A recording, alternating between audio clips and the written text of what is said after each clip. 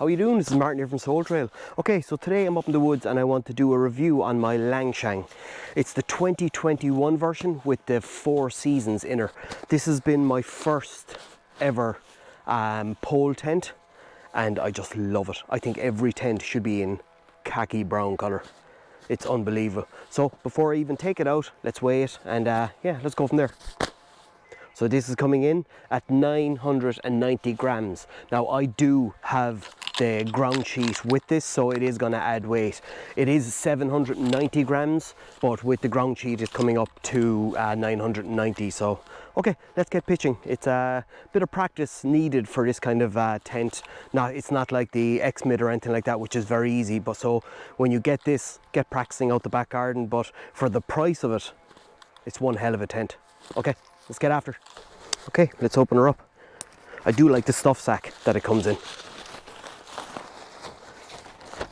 It's a really good stuff sack. So as I said, this is the separate ground sheet. It's always very, very handy to have it.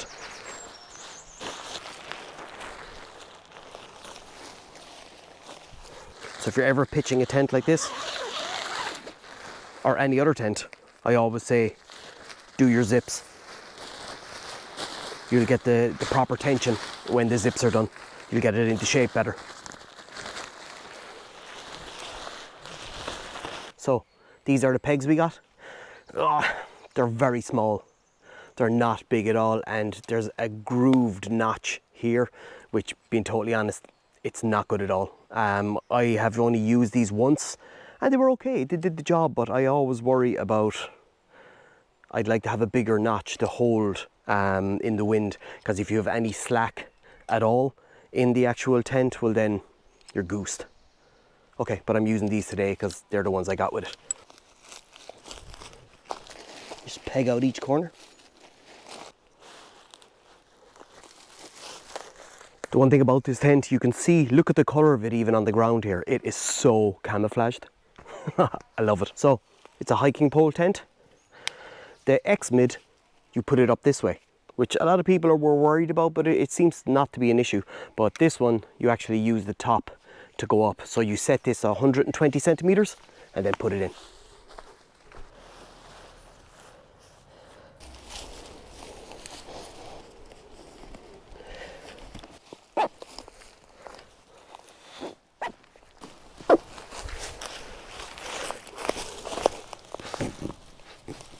So first of all, you can absolutely see how camouflaged this tent really is. The khaki brown colour is, it's absolutely unbelievable. So if you want to do some stealth camping or something, this is definitely the way to go. Let's just go around the tent and I'll show you some of the features. So here, you tie the inner, the ground sheet and the outer fly all on one peg. So when you're lining up the tent, once you keep this seam straight, well then everything will line up the same. You have additional tie-out points that you can use, which I have used every time. Sure, better safe than sorry. Again, it's another tie-out point. At the back, you have a tie-out point and an additional tie-out point. So here you have another tie-out, and then you have your other corner, and then this is the other corner right here. So up on top, you have another tie-out point if you want to use it. You can very easily bring another cord with you and then tie this out whatever the direction the wind is, so you can get extra stability for your pole in the inside. So that's a good feature to have. So this black area here, this is like padding in the inside, so it keeps this out, which is really, really good.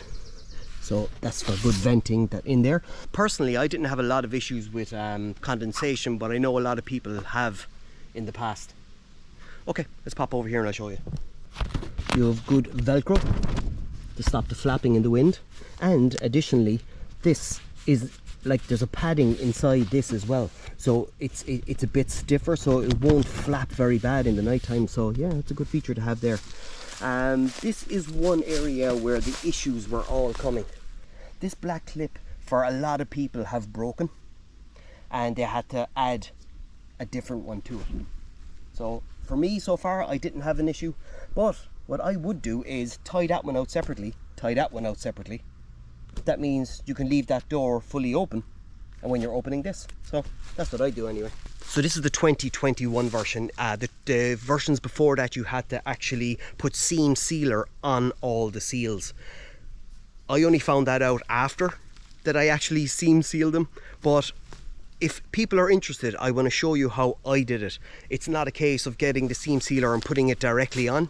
It's actually mixing it up with white spirits and getting it to a suitable liquid where it can actually flow right into all the double stitching that it has. So as you can see by the stitching that there isn't a lot of marks where if you put some of the seam sealer straight on, after a while it turns white and crackles up. So if anybody wants to see what way that I seam seal it, I'm happy to make the video, so put a comment below.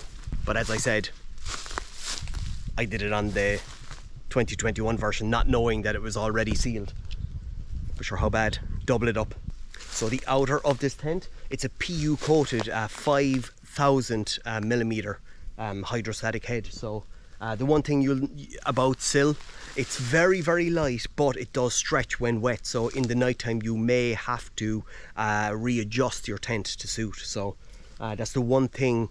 It's the one thing you're giving away when you're using a very light sill material, that when it gets wet it does stretch. So keep that in mind. Okay, let's talk about the zips. They're YKK zips. They're very, very good quality and they really hold in place. But my biggest issue is that it only opens from the bottom. There isn't one that goes down here, which is an awful pity, because if you're ever cooking in a vestibule, the only way of getting air in is opening it up from here. One thing I will say, the doors will stay in place by the hook that they have. So that's a big, big plus. So the one issue with this tent that a lot of people were saying is that it all depends on the terrain that you're actually putting this down. If it's at any bit of a slight angle or if it's off in any way, you can get a very, very big gap in the front underneath the doors. And that's also due to the fact that the doors hook onto the black hooks that also attach to the peg. So you could be in big trouble if the wind changed in the nighttime, if you set your tent up against the wind, because it has the potential to get big gusts underneath it. So you could get away with that by lowering the inside, which is you set to 120 centimeters. But for me, I added this. It's the T-screw peg, and I'll show you how I did it. So I got it to a point where the gap actually isn't too bad. So what I do is I screwed that down into the ground. It's creating a T underneath. Hook that on and hook that on, and it keeps this down perfectly here. They're very cheap. You can get about 10 of them on Amazon for €15, but it really does work, and it really adds to the stability, keeping your tent down. If the gap is way too big, adjust this all the way down to the ground, which will pull this down for you. So it has worked in the past, so I don't see why anyone shouldn't do that. I'll leave the links in the description for where I got those pegs, but always have one there. It'll really save you. These are hard. You will need two hands to unhook that, which can be a pain in the ass when you're inside the tent, but there are ways to get around this by using different materials. So you just fold this back and you have a tie out point at the end here. So this is the Four Seasons inner. You have a small bit of mesh on top, and then the rest of it, then it really does keep the draft out there compared to there. So, and that's 20D mesh ripstop. So it's a bathtub design. As you can see, the bathtub design, it's 120 millimeters up from there, but it only has one door. It hasn't got one this side. And that's fine if you want to use the big vestibule that it gives you, but it would be nice to open the full thing up in the summer. So all I need to do is fold this back. And there's a tie out point here. The inner is attached to the outer, so you can do an outer pitch first, and if it was a very, very bad day, you could take down the full inner and get everything ready inside in the tent. So it would be perfect for that, but the outer pitch first, which I suppose is very handy for Ireland. Now let's have a look at the inner. The inner is fairly saggy, I will say. You have one hook up here, you have one small pocket over here. As you can see, I still have earplugs in it. There is plenty of space. Yeah. Me personally, I don't like white inners. They just get dirty. So I am 5'8". From here to here In the tent, it's 125 centimeters, so there is plenty of space there. The inside of the vestibule, there is plenty of room there, and the inside of the tent is perfect. You have 80 centimeters at one side, 80 centimeters at the other, and it's 100 centimeters in the center where it V's out. So yeah, there's plenty of space in here. Not many features. There's one hook up here, and you have one small pocket over here, but I suppose that's just to keep the weight down. But yeah, if you're looking for a minimal tent, this is perfect. This really, really is. So I've used this a few times now, and I've never had issues in the wind. So yeah, happy days. So up top, you have reinforced material, which really, really withstands the pressure from your pole going up. So that's going nowhere. Okay, let's talk quickly about some pros and cons. So 760 grams is nothing, and plus 990 then with the ground sheet. I love the colour. The khaki colour is amazing. I love that. It does withstand the wind. There's plenty of tie out points, which I really like. So the materials it's made from, the 15D outer ripstop material is perfect. It really, really is. It's strong, light. The only thing about silicone is the silicone base, the PU coated, is it stretches when wet. So you have a lovely big vestibule as well. So yeah, they're the pros. So a few of the cons, pitching. After a while it's okay. It does take a long time to pitch it at the start. You have to kind of play around with it and just to get used to it, and you have to have it right or you're going to have a big gap in the front of your tent. The other one I have is it's only a single zipper, and you can only open it from the bottom, which is very disappointing, because if you want to cook in your vestibule, if the weather's bad, like trying to get steam out is going to be a nightmare. You have to open up the full thing. These hooks,